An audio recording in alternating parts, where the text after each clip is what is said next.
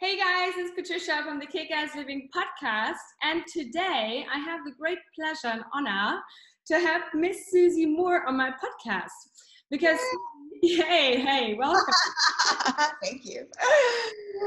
Susie is like the confidence coach from New York City, but she's actually just moved to Miami, which is quite funny. Just to show me all the beautiful views. And the great thing about Susie is she has been featured in like over 300 media publications. Like I'm going to have to read this off my notebook here, such as Oprah.com, the Forbes magazine, Business Insider, Marie Claire, Refinery 29, the Today Show even, and Inc., among a lot more. I mean, that's just fabulous. I mean, so much, congratulations for that. Thank you. This is already impressive enough, but the greatest part of her success story is that she managed to do all that without an actual college degree, which I think is, amazing considering these times today where everybody says you have to have a college degree, go to university, whatever. So she did all that with her sheer willpower. So she's, the master and expert on mindset and confidence. And so I'm really excited to have you here on my show today. And we're going to, talk about everything, all your journey and how you've, come to become a master coach and all that. Maybe you just want to introduce yourself to my audience in your own little words. Where do you come from? I know you come from the UK originally. How did you in Miami now after all these years? So yes, I've been around. I have been around. I'm originally from the UK, then I lived in France for a while, then Australia, where I met my husband, and then we were for 10 years, and we just moved to Miami. So we're loving it here. I just feel like, the world is such a wonderful place to explore, so why not just maximize it in your lifetime, right? In your very short lifetime, do it all, do whatever makes you happy. And yes, I started my business as a side hustle as a coach. When I had a corporate career, I worked for a Fortune 500 company. I started it on the side, and I used publicity, the power of free publicity, to get me a lot of clients. And that was maybe over 6 years ago, and I've just kept going since then because the media gives you a lot of great returns, and there's just so much that comes to you once you put yourself really out there in a way to be discovered. But one thing that I've realized too in getting a lot of media coverage is that you have to be very confident and visible. You have to be okay to be seen, and that's one thing that I help teach too, becoming just more visible in your business and in your life. Okay, yeah, that's really amazing. I mean, considering I've obviously done a bit of a background search on you already, and I've read that you're the youngest kids of 5. You're girls from the UK, like a girl group. You could have been a Spice Girls. Yes. So, do you think that being the youngest kid is, has, giving you the strength? I also know that there's been some family stuff in the background. So, do you think that's where all that kind of, strength and will to conquer the world came from, or? Well, I guess I've been lucky because I've got, 4 strong sisters who showed me the way with a lot of things. I think though, in my family, I always felt a little bit different, maybe even a little bit rebellious. I don't know. I'm the only one in my family without a college education. I like to kind of, do it my way. I like to kind of question, why things are the way they are. And I think that there's often, far more opportunities and choices that we have that we kind of allow ourselves to see. So, it's great growing up around, strong women. My mom's very strong too. And then forging a path of what it is that you have. Okay. Yeah, you just said something really, really powerful because you said something we often don't allow ourselves to be go out. I think this is obviously something I talk about in my podcast, because obviously my podcast is about authenticity, but also obviously about how you can actually show up in the world and be seen and actually, go for your dreams. And what most people have, or they suffer from, is that this crippling fear of failing. And I feel, that's also what society tells you. You cannot fail, you have to be always positive, and you have to, have all these amazing stuff. So how do you teach confidence? And what happened to you that you're able to do this? Oh, it's such a good question. So I think that confidence is the most important quality. Like if I could bestow upon anybody I love a quality that they may be lacking, it would be confidence, because I really believe it's the single biggest differentiator between people who get everything they want, get to be, do, and have whatever they want, versus people who don't. And competence isn't enough. Like intelligence isn't enough. Good looks, connections, whatever you think you need in order to succeed, they're not enough unless you have this confident spirit really underpinning your actions, your thinking, and your mind day to day. So I started getting into self-help really young, when I was 15, and I just learned some real master hacks that allowed me to understand that the world is my creation, the way that I think is the most important thing. to really believe that nothing's out of reach, we're all really equals here in this world. And to understand that, when it comes to rejection or failing or, any of those negative things, the worst thing that can happen to you is that you feel bad for a little while. Like you just, you feel some discomfort, and look, that won't kill you. And so if you're willing to feel a little bit uncomfortable, then I swear the world belongs to you. Really, it's like you are the most unstoppable person if you're not worried about being embarrassed or rejected or, or just, hearing no from somebody. If those things don't scare you, then really, I think it's limitless what you can do. Okay. Yeah, you said like, that you've learned some amazing master hacks. Can you give us one, for the audience? Like what's like something that, like an action you can do or something? Yes, absolutely. A real master hack is being very intentional with how you speak to yourself. So it's shocking, my friend, like how people speak to themselves if you actually kind of explicitly ask, okay, so you dropped something, you made a mistake, something didn't go well. Like, what's your immediate response to yourself? Arianna Huffington calls it the obnoxious roommate in your head, right?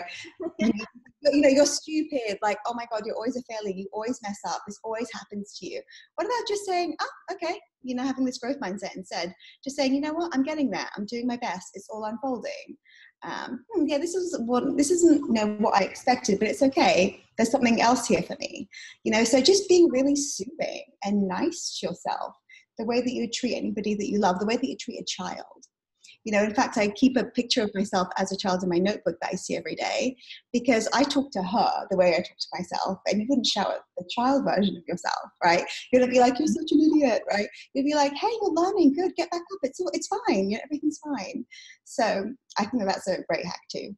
That's amazing. I quite like that as well, to put I always say that in my coachings in my class as well, I always say, remember, as if you talk to your child, or to even if you have a pet. I know you have a dog as well, because I have a dog as well, I've just shouted somewhere else in a different apartment right now, but so to, the way we talk to ourselves is so important in the dialogue. So you said you were working for like a Forbes 500 company, and you started your business as a side hustle. What made you start? Like, why? I mean, you obviously had an amazing job. I heard I see something like 500K a year or something before you were 30. So, what made you feel, what made you leave the job and say, okay, I'm doing something else? Was this some kind of calling, or what is it? Yes, I think that, I had a great career, and it was fine. I could have stayed, it would have been absolutely fine. And I don't think that I would have been a loser or anything like that. But your desires aren't chosen by you. I wanted to work for myself. I wanted to do work that really mattered to me. And I was selling programmatic video software. My job was, working in technology, and that's cool, but that's not, why I'm here on earth. Right? Like, it's cool. I mean, there are so many perks. I was so grateful for it, but I didn't want to do that with the rest of my working life. And so I just knew that I love helping people. I love helping people solve problems. I love to write. I kind of love to, if there's one thing that essentially I like to do, is I just like to make people feel happy enough to believe in themselves to achieve things.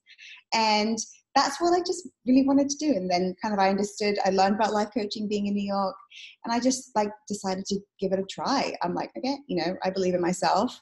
Everything that I've done so far has worked out well enough. I don't see why this wouldn't work out well too. And if I'm succeeding in something I'm semi-passionate about, then if I'm really passionate about this, I'm going to take it all the way. Again, how I speak to myself, right? It's like, of course this is going to work, and it's going to be really fun. And I'm going to learn a lot of stuff too. Meaning, I'm going to experience a lot of things that might be tricky, right? And that's kind of just how it started. And I swear, any success is just a series of small wins. And I just stayed in the game. I just kept at it every day, kept at it every week, with my media stuff. And I just kept my eye on what it is that I wanted, and I didn't talk myself out of it. Do you think that's one of the reasons for success, that you just stay with it? Because I think a lot of people, they've done such amazing work, and then just before that, they've just reached that mountain peak, and then they just go, you know what, fuck it, I can't do it. I know, no, it's so easy to do that. And, there's one thing that I always say, that success and failure are the same road. Success is just further down that road.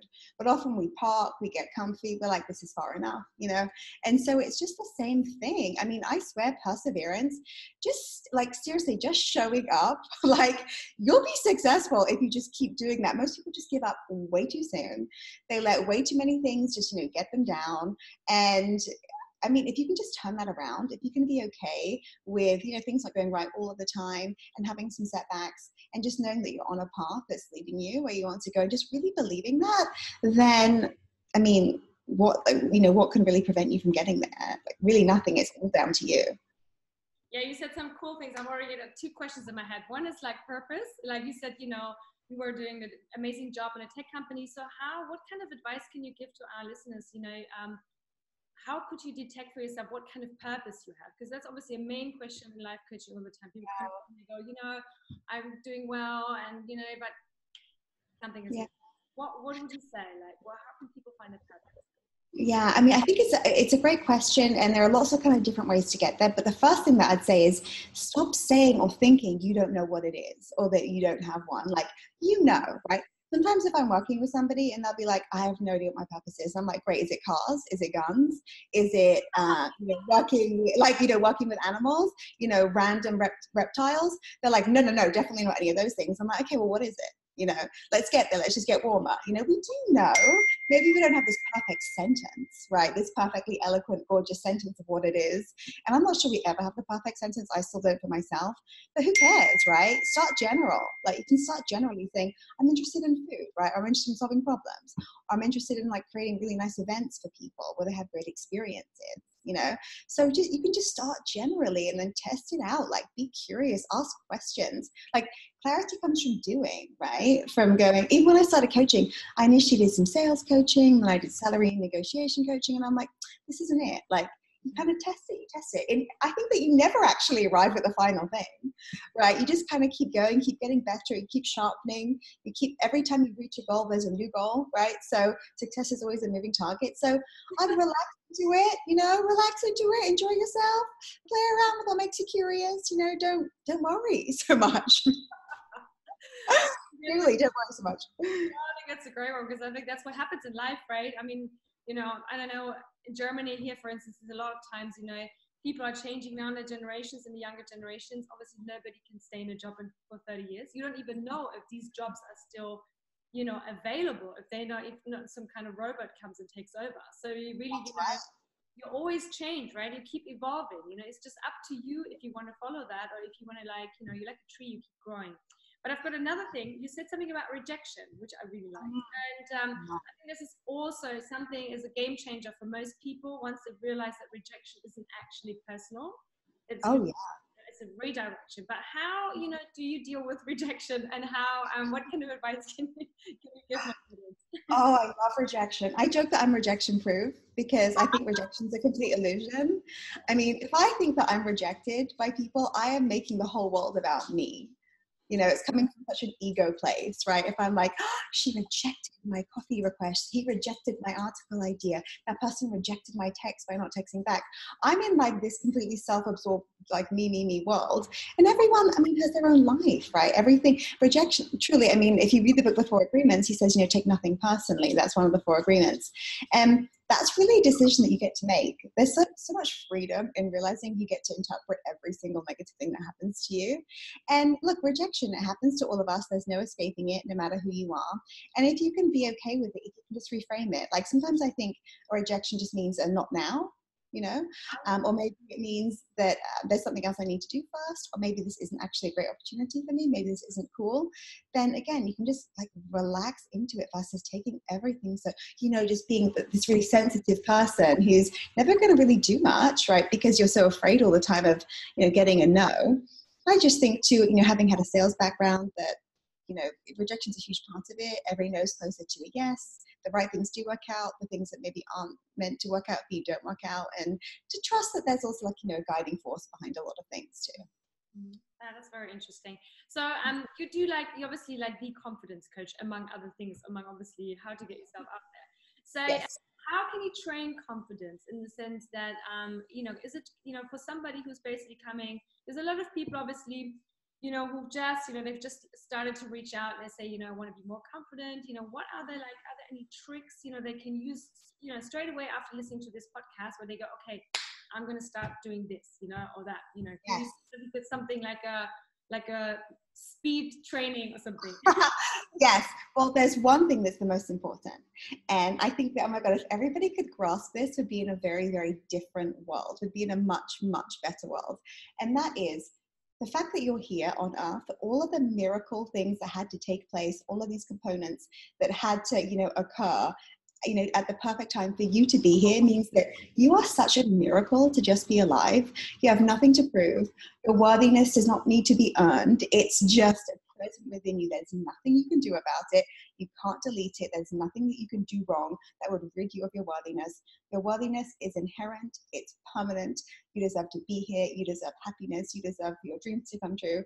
If you can just grasp that, right? You didn't ask to be here, right? We're part of the universe, just like anything in nature, and we all have a right to be here. That is the most important thing. And I think that most of us, a lot of our problems and our fears and our worries come down to this feeling of unworthiness, right? It's I don't want to follow that person, meaning that person's better than me, right? I'm not enough for that person, or I don't deserve to have everything.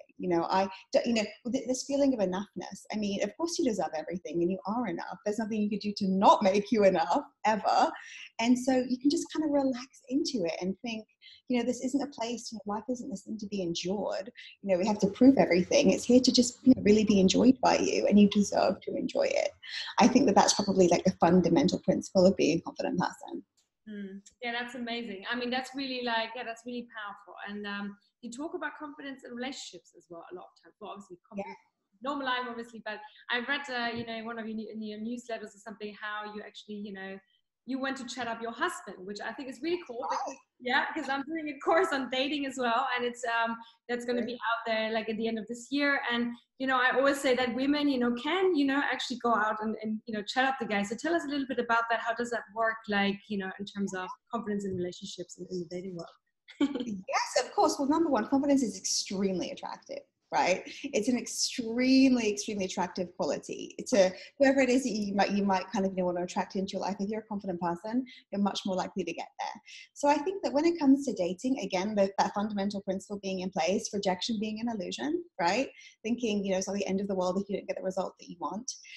Just knowing that, kind of if you desire something, if there's something that you see that you want, right? Like a person, if you want to get to know them, I mean, it's kind of up to you, right? You can't just assume that men necessarily have all the confidence and everything has to be left up to them. They have insecurities too. They're not always feeling, so worthy and, perfect. So if you could be the person who's willing to take a risk, again, you never really know what can pay off for you. There are so many missed chances. In fact, a client of mine once said to me, oh my God, I was chatting to this guy in the airport lounge and I could tell he was kind of shy. I really, really liked him. And I'm like, did you volunteer your number? Did you say? And she's like, no, I didn't. And she was upset about it for a while. And I'm like, imagine if you gave him your number and then nothing happened. Doesn't matter. You did what you could, right? You gave it a go, right? Versus this kind of question mark, ain't going through life with, the fear ruling over you versus just a mentality of let's see. And so I think that this is, again, a very common thing. And when it comes to dating, we feel particularly sensitive, right? Because we're really putting ourselves out there, do you want to go out with me? But again, I think the same principles just apply. Same principles, right? I'm worthy, we'll see, and whatever happens, the result is going to be okay.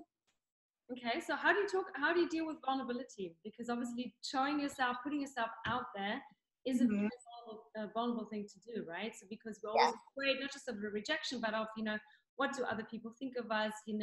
How will they judge us? How do you deal with that? What kind of I think that the most vulnerable among us are the most courageous, right? Because we're willing. It's so easy to give ourselves these great excuses like, oh, I'm just not interested in that right now. Or, I don't know what my purpose is. Or, I'm just really busy at the moment. I'll get to that later in my life.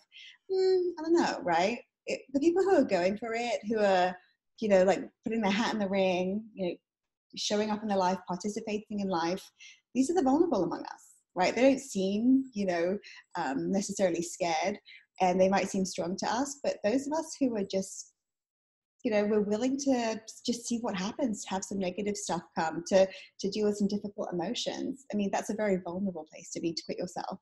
But I don't think there's any other way to live, really, that's full and honest, because everything else is just like, again, this illusion that we create, that life is scary and things don't work out. And when you can be willing to be courageous and vulnerable enough to experience a lot of different kind of emotions and experiences, then I mean, what's left? Like, what can't you achieve if that's just your setting? Very powerful, very powerful. Cool. So do you ever get scared? Talking of scary, do you ever get scared, and how do you deal with fear? I mean, we all get scared, I mean, you read like autobiographies of really powerful people, I've seen now also on your website, you've interviewed Sarah Blakely from Spanx. I absolutely adore this woman, and I don't mention her a million times in my podcast already because she's so cool. How do you deal with fear? Like, everybody has fear. How do you deal with it? Like, it's a great question. Yeah. Well, I expect it. I don't expect it to not be there, right? I expect it to be there. And I think if I'm not scared, actually, ever, if there's a phase in my life where nothing's making me uncomfortable or afraid, I'm probably just really coasting. I'm like, kicking back and taking it kind of easy. I expect fear to be there. I think it's a very good sign that you're progressing. And I think, I'm scared all the time, especially when I launch new things or, pitch certain things that I probably feel like I'm not quite ready for. I do lots of different speaking stuff too. And sometimes some of those scare me. But, you don't clear the fear and do the things. You do the things which then clears the fear, right? It's the only thing that can get rid of it. And then the next fear will come, right? Because you'll aim bigger next time. So I just expect it to be there constantly for the rest of my life until I die. And that's cool. Like, it can just be there, but it's not going to be in charge. That's great. That's really good. That's a good way of thinking. I mean, just like, it's going to be there. So it's not going to be a big surprise, because I think a lot of us, including myself, sometimes, we kind of feel like, surprised. Why am I scared? Why is it here? So it's be bigger than it is. But talking about your new launches, obviously, I've seen one of your courses. I've seen the 5 Minutes to Famous. I loved it. And it really, encouraged me to, send out a lot more articles. I've been doing some stuff here over here in Germany. I've sent out some stuff to the US as well. So, fingers crossed. Awesome. Oh, you should. Absolutely. Mm-hmm. So do you want to talk a little bit about your course? So, people, because I've seen there's a lot of, it's running, I think now the next couple of days, and it's really like every month. Or something. So maybe because the podcast episode, obviously it's not going to be on this Sunday, but in a couple of weeks. But, people can obviously, I'll leave all the links in my show notes. So can you tell us a little bit about the course? What can people expect? What results are there? Just give us all the juicy bits. Yes, of course. So there's a free workshop that I have. It's called GetRockstarPR.com. That's the URL, GetRockstarPR.com. And essentially I show you how media is extremely accessible, right? The media, producers, journalists, editors, they need talent, which is just regular people like you and me, like regular people, to tell their stories, to give their advice. I mean, the media lives on content, fresh content, consistently. And sometimes there's just a bit of a disconnect between, knowing that you have something to share and then knowing how to get it, in Oprah.com or in Marie Claire or in Mind Body Green or Huffington Post, whatever it may be. When, these big media outlets, they want to hear from you. They want to hear from regular people, and they want to hear, our stories, our perspective, our just unique way of seeing the world and, what it is that we've experienced. So there's a huge market for, more and more placements in the media. Again, nothing has to be really original or profound. It just has to come from you and your unique way of sharing a message. And once you start getting media, a whole lot of good things happen. Not only does your email list grow, but you get a whole lot of other requests for media from like podcasts, television, radio. Once you put yourself out there to be discovered, I mean, the discovery doesn't really end. You can get book deals, speaking gigs, influencer deals. There's just so much once you have the kind of courage to, to be seen again, to share information, then you become the expert. That's actually how you become the expert in your field. I'm very open about the fact that I don't have any qualifications in a formal sense. I'm self-taught with everything, and never once has that come up with me. And I've been in some of the best media in the world, and never once has that come up because it's not about that. So if you feel as if you need to get that certification first or whatever, procrastinating, you don't. You don't. There you go. Just fucking do it. I love that, because especially, I mean, most women, I think a lot of women actually suffer from the imposter syndrome, right? They always oh my God, I need to get another certification. And I have people also in my coachings where they go, they're already like, they're almost like, they've got all the, the pile of certificates, and no money in the bank, and no money in the bank from them. It's like you're spending instead. It's not an expensive hobby, right? Having a business. That's what it turns into. And this comes back again, to worthiness, right? Again, this just comes back to your inherent worthiness. If you know that you just deserve to be here and your voice deserves to be seen and your life is a platform, then you don't need to keep getting these things that you think will make you worthy, because it's already there. Everything you need is already within you. So it can be nice to get, I'm learning Spanish right now. I have a tutor. It's great to learn different things, but I don't need it. You don't need anything, and so I think that that's just a very important thing to know. And if you're procrastinating on what it is that you're learning and doing, you're just denying yourself or delaying your good. So why do that, right, when you're worthy of the good now? Yeah, very powerful. I think that's the main reason. I mean, the main fundament. We need the main base. The self. Yeah. Yes. Is there somebody, like, I'm already like coming to my final questions now, so that's my last round.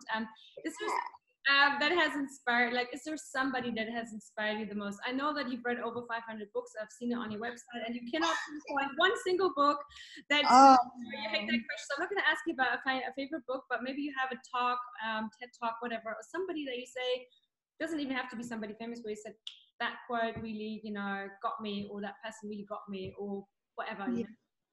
I love a couple of people I love right now. And again, these change a lot because I consume new things all the time, but I love Byron Katie.